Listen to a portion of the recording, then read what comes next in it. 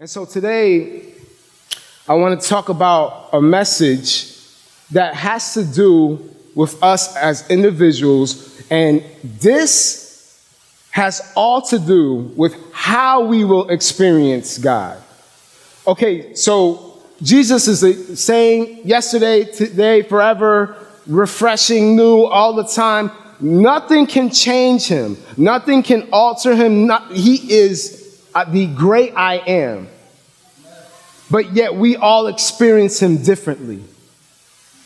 And yet he moves through people differently. And today's message is going to talk about how does that happen? How is that determined? What causes that to be different? One here and then here, or we hear different things in the word that's like inspirational. Like, what causes that?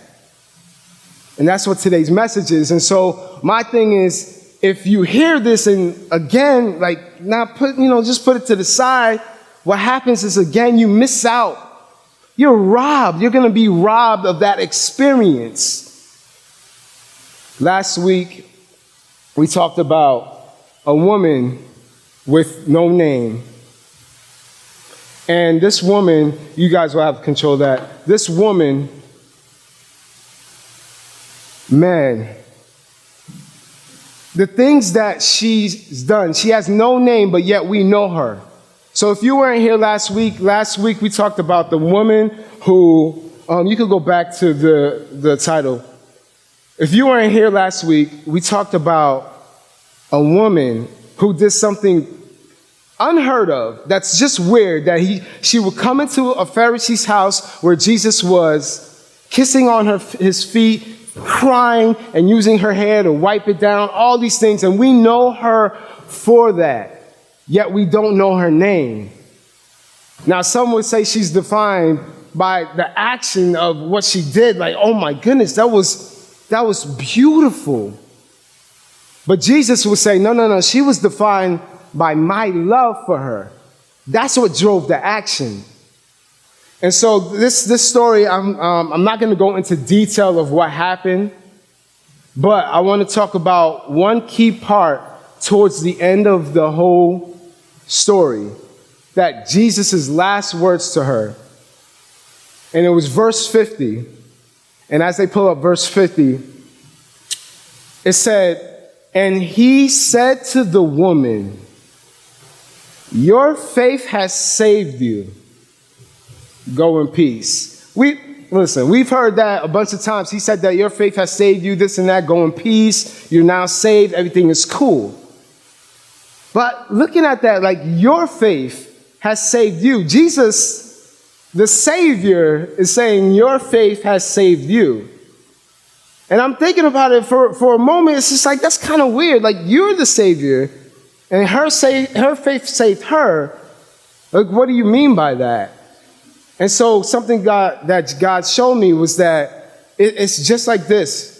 If we could pull up the next photo about a wine glass, and I brought everybody some wine this morning. Not really. You guys were really looking forward to that.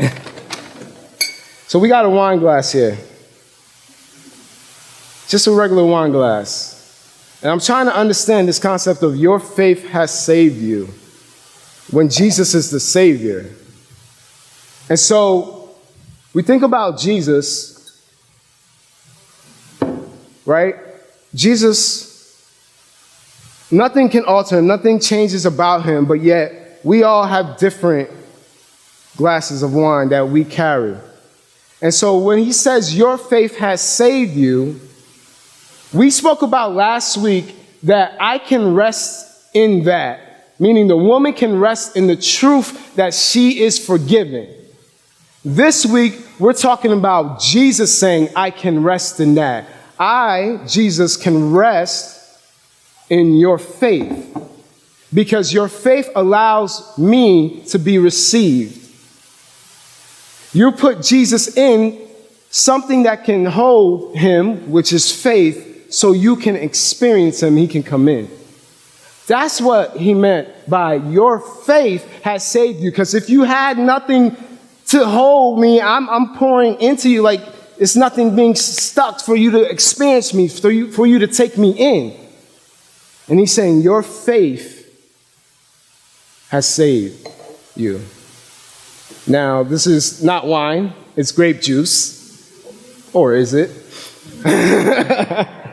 So if I'm feeling like free spirit, it's because I took a couple sips. No, I'm just kidding.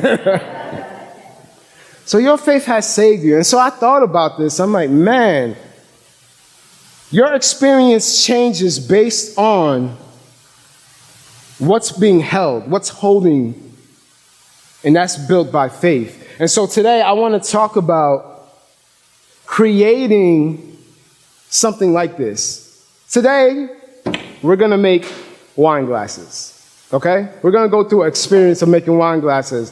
And so I want to play a video that will show just real quick how they go about making something like this. And so as they get the clip ready, you're going to see this big factory and everything like that, kind of demonstrating what it takes to make something like this. And you guys can get it ready right now.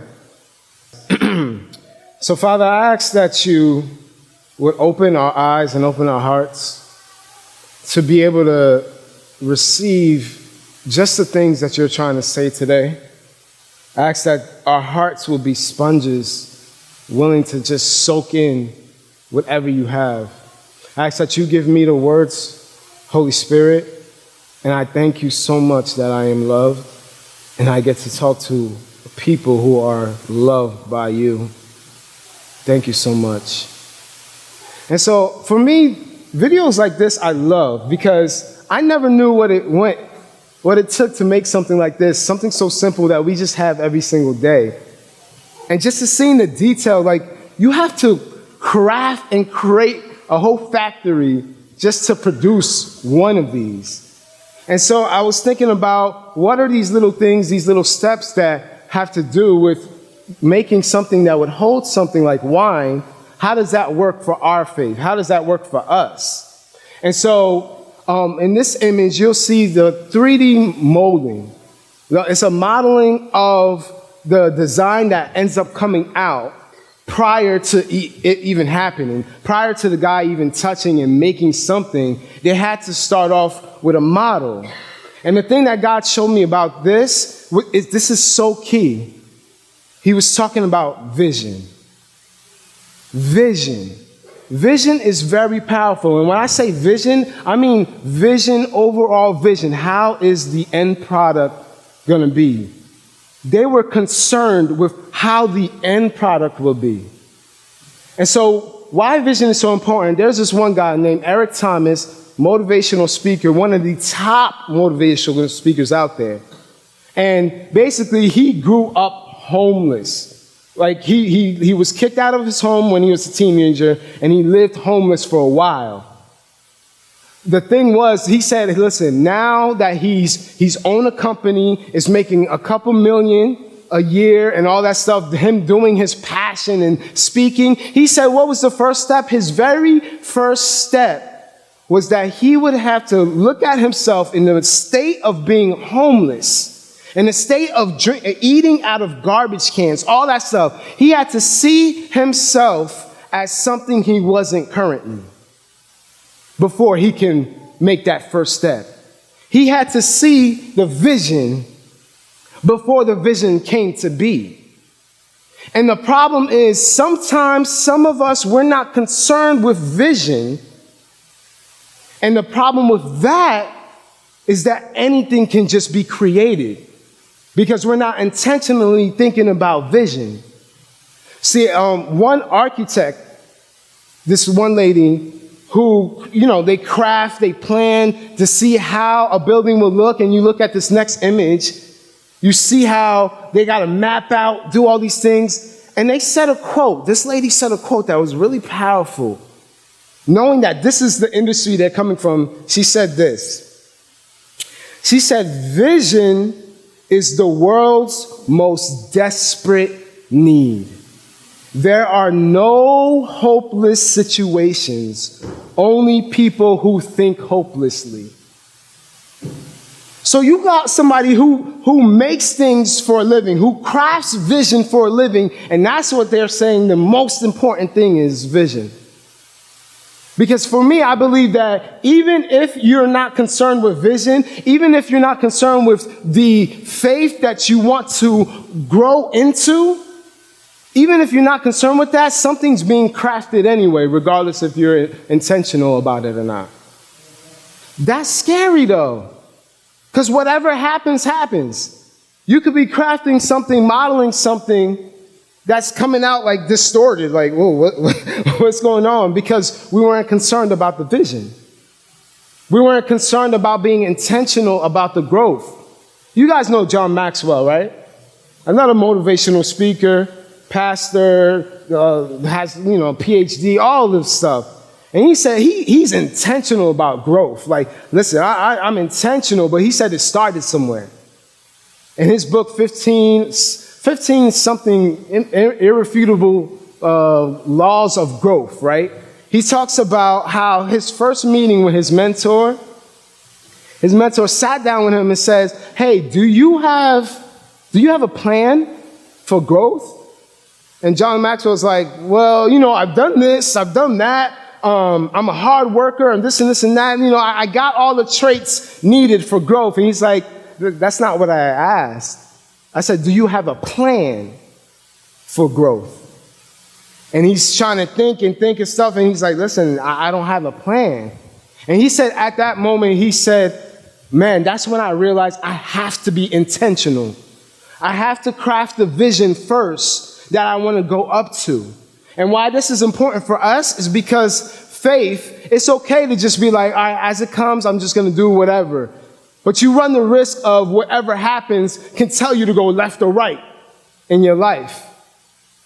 And what God's calling us to do is like, what's the vision? What is it? What are we working towards? You remember the story about Joseph, his brothers kicking, trying to kill him, left him for dead in the pit. He's going through all these things. He did nothing wrong but have a dream, a vision, right? Left in the pit. He's getting out. He's put into slavery. He's put into the prison. He finally gets out. He's put in a high place in his master's house. Then he's lied on. Says he was trying to do something he wasn't. He gets in a situation again. So it's like, I did nothing wrong. But one thing I believe, he was concerned about the process. He wasn't going to allow those things to change the vision that he once had. Though he may have doubted sometimes or whatever, but every single decision he made sure he stuck with the vision. And that's one thing I want to bring up. This guy named Ted, he wrote a book called The Pursuit of Excellence. And he says, here are the traits for above average people. And one of the traits was vision. And this is what he said about vision. Above average people have developed the foresight to see how things will work out as a result of their policies and methods. They are always looking ahead. They also have the insight to make good decisions. So now, not only is vision affecting what we're moving towards, it affects current decisions now. Do you want your faith to come out the right way so that you can experience God? If this is the priority, if your experience with Jesus, on how you experience him, how you take him in, if that's priority, you'll be concerned with the end result of your faith, meaning you'll be concerned with every single decision you make every single moment. But if you're not concerned with every single decision you make every single moment, if it's just whatever, God will forgive me, there's grace, and that's true. That's true. But not to say that there's no consequences, not to say that it's not altering something. And we're going to get to the fact that what happens when we're not paying attention to how we're crafting our faith. There's consequences to this. People get hurt. People's lives change just off of decisions.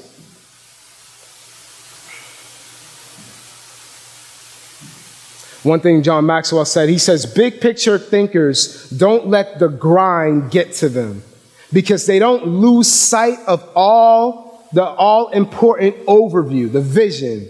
They know the person who forgets the ultimate vision is slave to the immediate.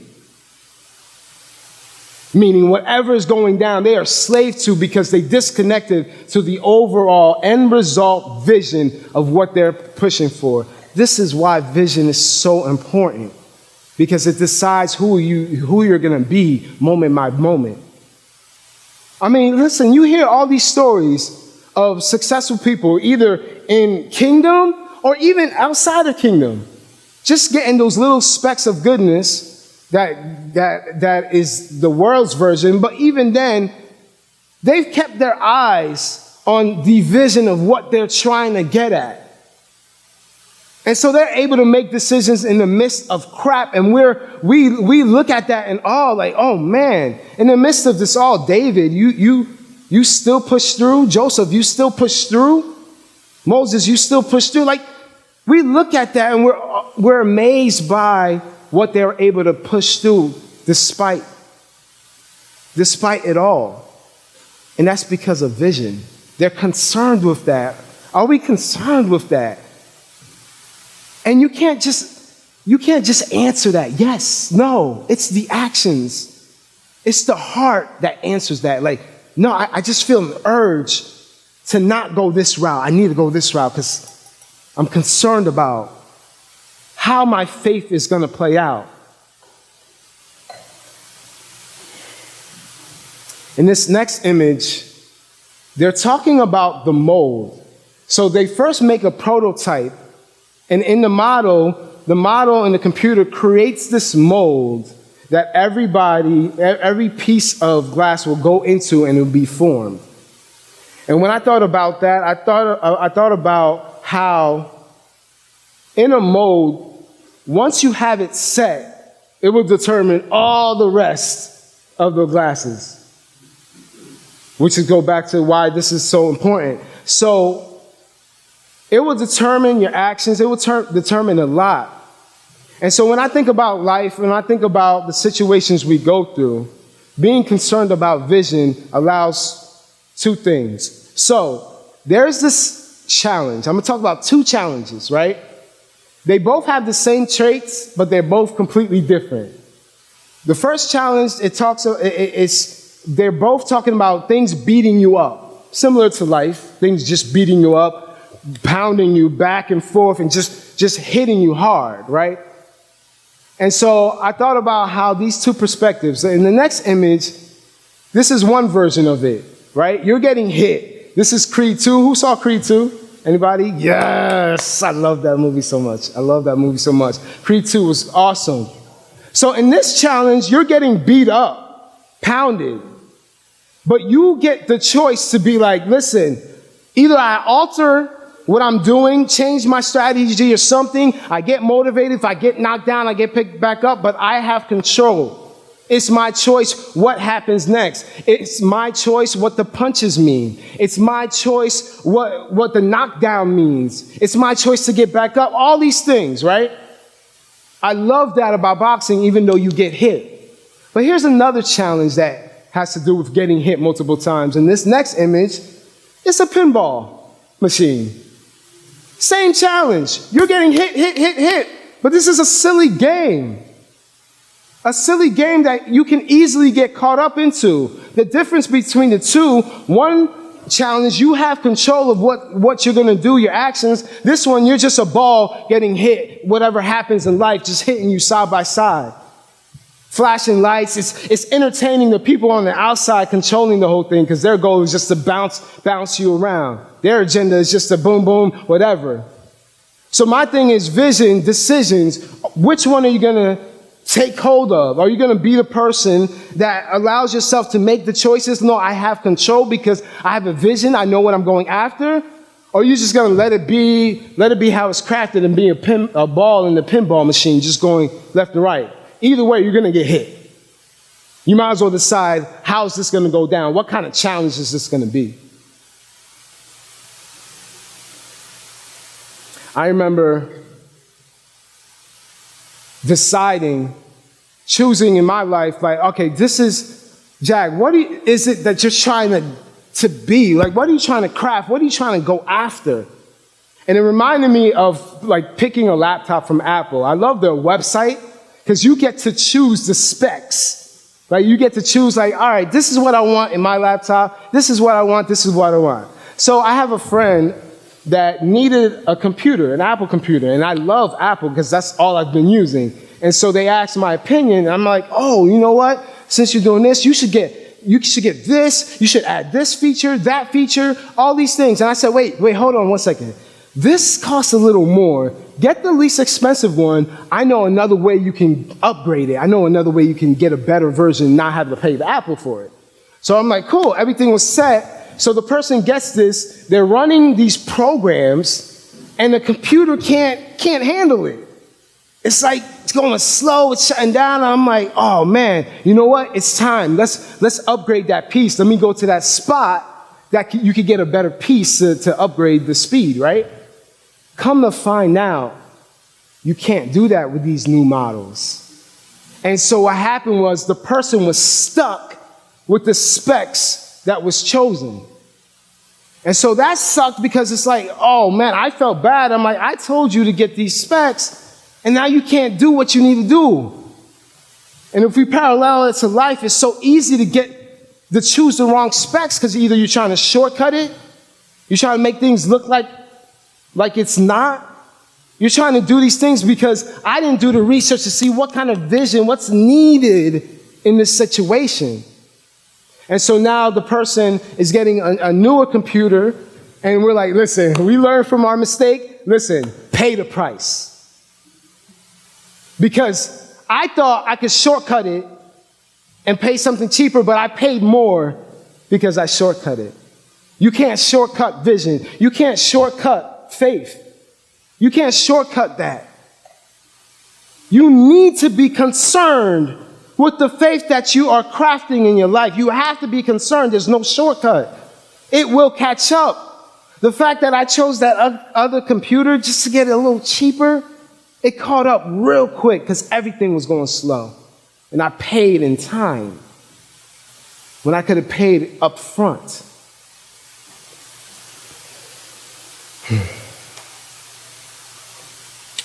Now, we go into this next image. And I love this part with the stem. I don't know if you heard some of the things that they were saying about the stem. But first they had only just like this top part. And they took a big blob, put it on the bottom. And what they said was that they stretched it, twisted it, cut it, stretched it, twisted it. And I thought about, man, who doesn't go through that?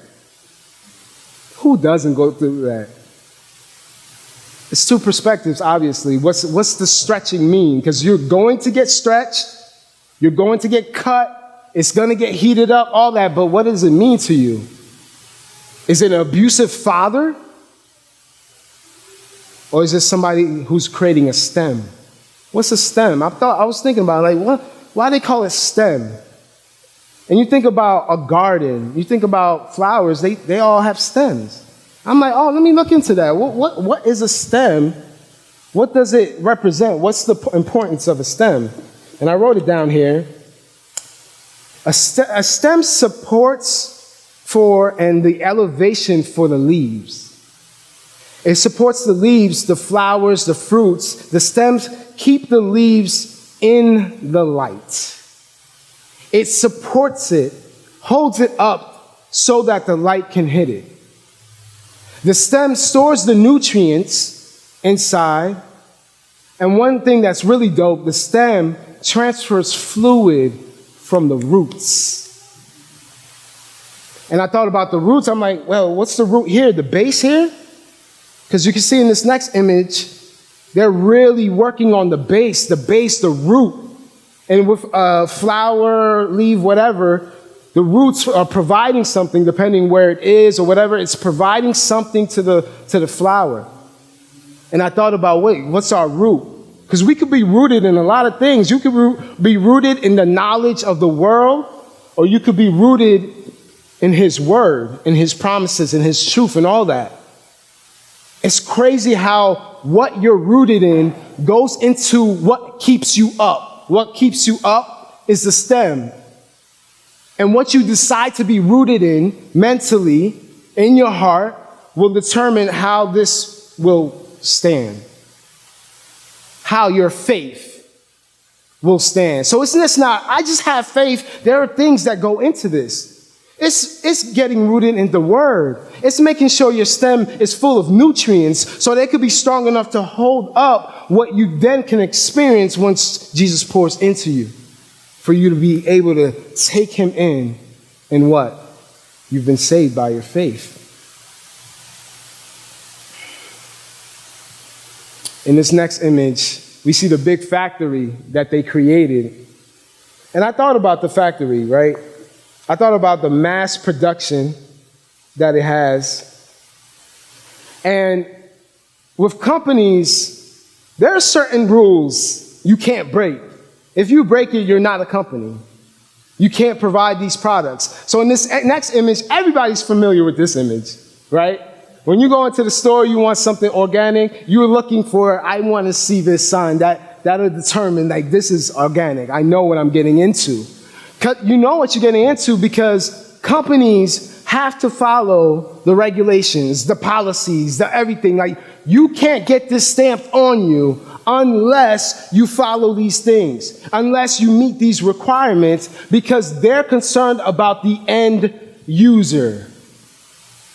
Boy, I wish we had a tag that we could put on ourselves instead of just saying, I'm a believer of Christ. Boy, I wish we had a tag that can be put on us, that can be engraved on us, saying, I have faith. But the sad thing is, we can't do the same thing here because we don't visually see it. It's easier to trick. It's easier. Anybody can say that. Not any company can get this. And I wish that we had the standards within ourselves to say, listen, similar to how they put products out into this world that people consume, I'm a part of something that people consume. So if we could just do that for ourselves, these standards, and I'm kind of glad God gave us choice. That's awesome. That's awesome he gave us choice, and he did it for a reason. But sometimes I feel like, man, I wish you would put some regulations on us, like we know for sure we get stamped. But he knows that he doesn't want robots. He doesn't want slaves. So we get that opportunity of choice. But on the other half, it's so easy to fake it. It's so easy to put up a front, put up a face. Anybody could talk the talk when it comes to this life, this kingdom. Anybody could sound real good. But you're not fooling the spiritual. And if you were concerned about the spiritual, you wouldn't be trying to fool it. So if you are talking the talk and whatever, and you know you are or not, get concerned with the spiritual, what's actually going on. Is this actually holding up? In this next image, you see that they're producing little bits of the wine glasses, like pieces of it. And I like what it said. It said 240 grams. 240 grams each one had. And I'm silly. Listen, I'm silly in my research. I'm like, man, 240. I wonder if that means something in the Bible, whatever. Let me type in Google scripture 240. I just want to see what it is. And this came up. Luke 240. And the child grew and became strong, filled with wisdom, and the favor of God was upon him. I was like, oh, this is dope. And at first I was going to be like, listen, I already knew what the 240 meant. The Lord, like, that's Luke 240. I could have came up here in front of like that, but listen, y'all know me. That's not me at all. That's not me at all. But when I saw that, it was like, I felt like God was saying this is a reminder. Listen, when Jesus came down here, he had to grow too. When Jesus came down here, a vision was given to him that he was like, I'm sticking to this. He had to grow in wisdom. It wasn't just like, boom, I got it all. I know everything there is to know about wisdom. I have all the favor in the world with God. Because later on in that chapter, about verse 50, 52 or whatever, it says he grew in favor with God. Jesus, who's God, who on earth grew in favor with God. So if he had a vision that he had to work up to, who do we think we are? We need to get this vision down packed. We need to do the same thing. We need to know what the vision is for our life. Jesus, what do you have? What's supposed to be molded? And if you look in this next image, they talked about a temporary lid. And I don't know if you caught that. It's something that sits on top of this, so you wouldn't be able to drink it or whatever. But the purpose behind it was so dope. They said, we put that temporary lid so that we can move the wine glass around in the factory safely so that it doesn't get damaged because it's very delicate. And I thought, like, wow, what's that for our lives? And I thought about, wow, mentors. Mentorship. Having somebody who can help guide you through all of this. Now, I'm speaking about this. This is my personal story. Some of you guys already knew. I grew up without my father. Not in the picture. Kind of put the emotions aside, whatever. But honestly, deep inside of me, I had something that I wanted to prove. I don't need you. I don't need any other father figure. I got this. I'm going to do this myself. You wanted to leave? You wanted to bounce? Watch and see what you missed out on. I'm about to show the world. That was my heart. I wanted to go out there, kill it, do whatever I got to do to make sure that I prove my father wrong, that I prove anybody else that's trying to be a father figure, I don't need you. And so I'm going through life. I get to a point in my life, yo, this is not working. Like, I remember writing in my journal, reading it. I was at this one point in my life where it's like, yo, is this it? Is this what's going to be? Because this, I'm not happy. Like, I'm not living anything happy. And reading those words, I'm like, wow, I was not happy at that point.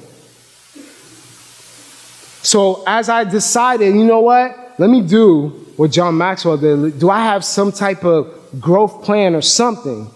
And in the beginning, I didn't have like a well plan, but I knew one thing I wanted to do was like, you know what? Let me just ask Pastor Art, like, in 1 year, what would be the best thing for me to learn in the Bible? I went into his office. I said, hey, can you just give me a list of things? I still had that ego. Like, I want you to give me a list. I don't want you to have to tell me. I want you to give me a list of things that I can go by myself and learn. And so that's just how I was wired, because I wanted to prove a point. So I go in there, I tell him that, and he's like, yeah, I could do that. Well, I could give you a list, but I'm right here. Why don't you just come meet me once a week? I said, all right, cool, I'll do that. It was that moment I didn't realize how important a mentor was. Because this life is so fragile. Things could get cracked, bumped, whatever. We need something that God can use through somebody to guide us through. And so I remember, and I hear people talk like that too. It's like, nah, I got this. I'm on my own, lone soldier, all that crap. I'm like, man, I wish I learned this earlier, because I would have been way more ahead. I would have been way more ahead if I would have let that go. I chose a vision to try to prove a point to my father, to everybody in this world, that I could do it without. That I was like, this is so silly. This is so stupid. Why am I wasting my time? So I decided to just, look, I'm going to go under him. And man, let me tell you, it was when I started that. The first time I saw myself speaking, I don't know if I ever told this up here. The first time I saw myself speaking, I was in the room just chilling, and God kind of, I don't know what it was, but I just saw myself up here, literally up here, just talking, explaining stuff. And as I'm in my room, I'm like doing the motions or whatever like that, just explaining stuff. I catch myself, I'm like, whoa, that's not me. I'm not doing that. That was the first glimpse. But it wasn't until I went under PA, he started teaching me, look, I'm going to show you how to learn this yourself. I'm going to show you how to do this. It wasn't until that he started doing that he started saying, "Oh, I could see that too." And then that started building in me. I was hesitant for a while for other reasons, but then after a while, I was just like, "Oh man, let me just come up here and do that." And now I see God guiding my path a whole different way because I chose not to play that lone soldier game. It's so easy. It's so easy to be like, forget everybody, forget emotions, forget, I'm on this on my own. That's easy. Anybody could do that. Yeah, it's going to come with some hurt and pain. Anybody could do that. It takes a brave-hearted woman, a brave-hearted man to be able to come into community and be like, listen, I'm going to trust God through you. That's hard because you're dealing with people. Of course it's easy to get up here and get pissed off and leave this church and go somewhere else and find another situation. Like, that's easy. I don't give respect to that. I give respect to the person we've been getting beat up in this community. But I'm still here for you. I'm going to still be here for you. Bloodied up and everything. I'm not going to be a ping pong jumping around here or there, this church, that church, this is better worship, that, yeah, better worship. I'm not going to do all that. I'm going to be right here standing like, let's do this. Let's fight together to stay in this community. And that's what the mentorship is. That's why we need that peace to guide us around. The next part that I love that they said is baptism of fire. I was like, man, this guy said baptism of fire, and he's talking about wine. I was like, what? That's a dope title. Like, that's an album cover. That's a book. Like, baptism of fire. Like, I don't know, water? What is that, right? Baptism of fire. And we already know what fire means in our lives. It could mean a lot of things. It could be passion. It could be like Holy Spirit and all that stuff, but on a regular basis, it means hard times. It means the heat of the moment. It could turn into stress, and it's just like, all these things we're going through. But they knew the purpose behind the fire was to polish and smooth it out, to make this drinkable. Because if they don't do that part, if they don't have the baptism of fire, the person who drinks through this faith gets a bloodied up, cut up lip because it's so hard, it's chipping at the lips. So the baptism of fire is to polish that all up. You go through the sandpaper, ain't nothing sweet about sandpaper sanding you up in your life. Like that's rough, that's taking stuff off and hurting. But the purpose behind it, we can stop there and be like, listen, ooh, too hot, I'm done. Move on.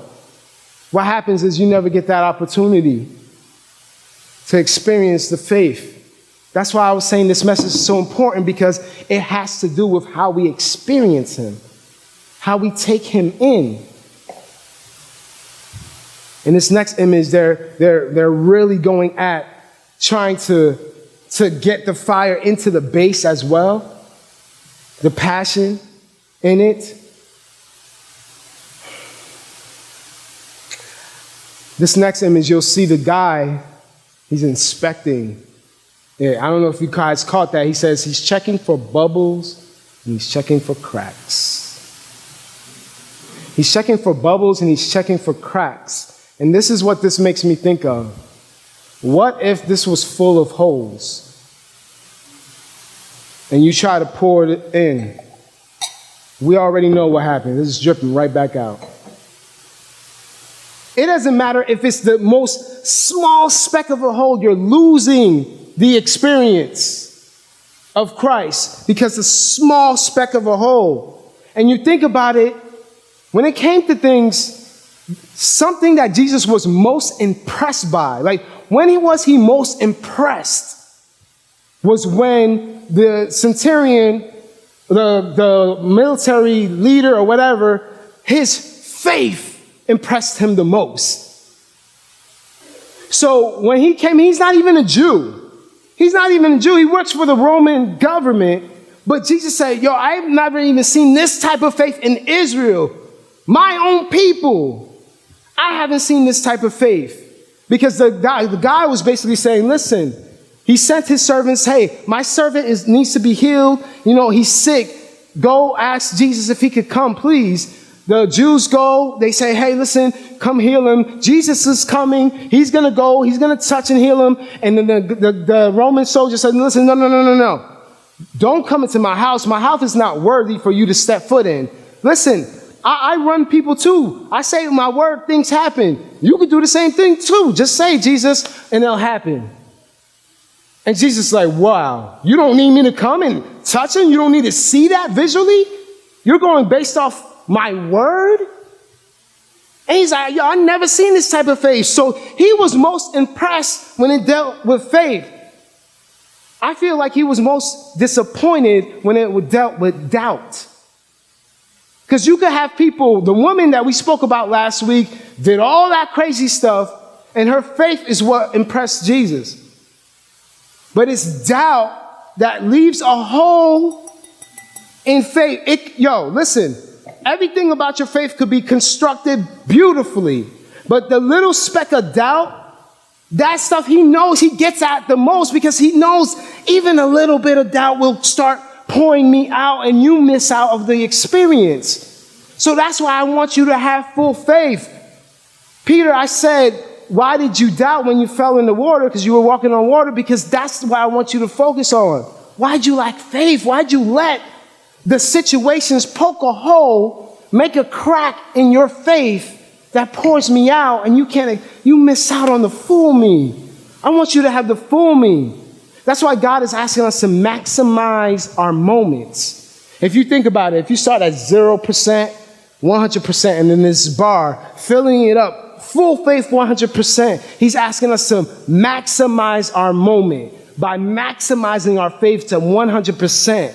And even if it's 99%, that little speck will start leaking things out. He wants full blown, all your strength, all your mind, all your soul, faith. And he gets on that because he knows that that's all that's needed.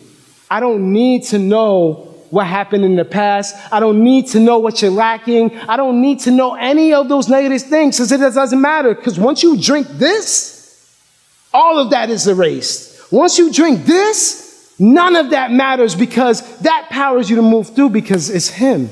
It's his love. You're able to experience it because you're not allowing doubt to poke holes in your faith. Now, I think about the fact that this represents our faith. The fact that we do there was a mass production. I feel like, what would it be like? You think about your faith, your wine glass. What kind of experience would someone have if they used your glass? What kind of experience of Jesus would they have if they took your cup and said, listen, I'm going to use your faith. What if I modeled your faith? Put Jesus in. Would it leak out? Or would they be able to experience him fully? Now that changes things. It goes from being our faith to, oh, whoa, I have some influence on other people's lives. In this next image, you'll see me with my beautiful daughter, Bella. And I have my coffee mug. And Tiff caught this shot where she was trying to get the coffee mug. And listen, this says a lot to me, because I remember when I first found out she was pregnant. I remember when Bella was born, all that stuff. Something clicked in my mind. It went from, how am I going to craft this, to, oh snap, what if Bella took my wine glass to use to experience God? And I find myself either late at night, early in the morning, or whatever, having to see to push through to do something. And then I think about her. I'm like, wait, I don't want to model that. I don't want to model this or that or any negative thing. I want to model my faith in a way that at any moment, if she wanted to use my faith, she wanted to model my faith, she wouldn't have holes in it. And you think about, Paul said it the best. He was like, follow me as I follow Christ. Yo, that takes guts. Like, you serious? Paul, you saying that at any moment you can take my glass and you will experience Jesus. I'm like, I can't say that, man. That's crazy. Like, you would have to know. Like, you would have to be concerned at any moment. How is my faith currently in Christ right now? Can any one of you just pick it up and be like, listen, if I were to model Jack's faith, would I experience the fullness of Christ? Or will this cup be all leaking out? I love it. I love it that the people who are not concerned about it, like, all right, whatever. But the second somebody says, like, here's like, oh, you believe in Jesus? You follow him? Oh, really? Every action you do obviously is watched, because what they're trying to do is this, let me see if this is legit. Let me see you like, oh, you leaking out, get out of here. And that pisses me off, because you already know the world promotes the bad. They never promote the things that Christianity is doing well. They only promote the second there's a scandal. Yo, put that on the news. The second that there's somebody, a pastor did something, put that on the news. We got enough of the negative.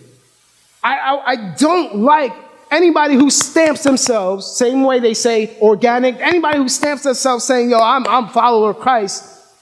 Use my mug, use my cup, and it's all leaking out. It's just like, why don't you care about the vision? Now their experience is changing. It's not about you. It no longer became just about me. She's going to be watching me. And it just doesn't stop with her. People are going to be watching me. So I need to be even more concerned. How is this going to be crafted? Because at any moment, I want to tell them, listen, I know you're down, and out here, use this. Because I've been modeling this for my life, just so that you can use it too. Listen, these companies, they know if they do not produce the right things, either they get kicked out or they die. And that's just for earthly things. We're talking about spiritual. Let's get concerned with the vision of what we're crafting in our faith by every decision we make. Every little decision we make. I said this before. I used this analogy before, but I need to say it right now. The same way in golf, that it only takes a slight turn in the club to make a huge difference of where the ball ends up. It only takes small decisions, moment decisions. You know you're not supposed to be doing this. You know you're not supposed to be doing that. I'm going to do it anyway. I'm going to lie about that anyway. I'm going to take this in anyway. Those little small things, in the long run, when you're trying to make that hole, it's going a whole different route. Because a slight turn in the cub, every decision counts. And every decision counts when you're concerned about the spiritual part. When you are concerned with, can Jesus rest in that? That being your glass. Father, I thank you.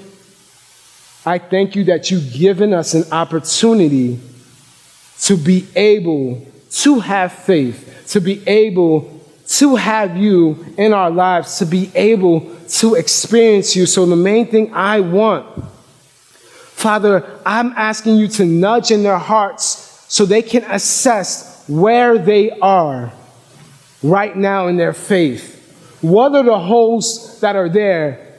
And I ask, Father, that they would have the heart to give their glass up to you and say, Father, please, show me how to fix this up.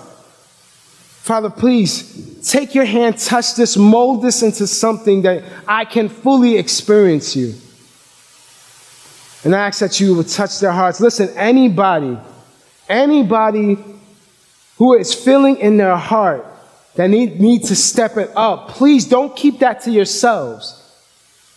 Those cards that we have, they're not just cards so we could just get information. It's like, no, we want you, we know what the enemy is trying to do. He's trying to keep our mouths shut. Let it release. Let us know, like, hey, I don't know what to do. Can you help me step my faith up?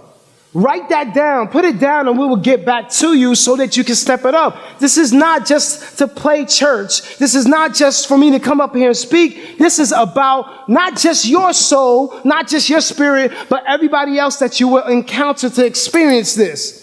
We're thinking big picture here. Please join us. Father, I love you, and keep us connected to what you're doing in our lives. And help us to experience the fullness of you. Thank you, guys.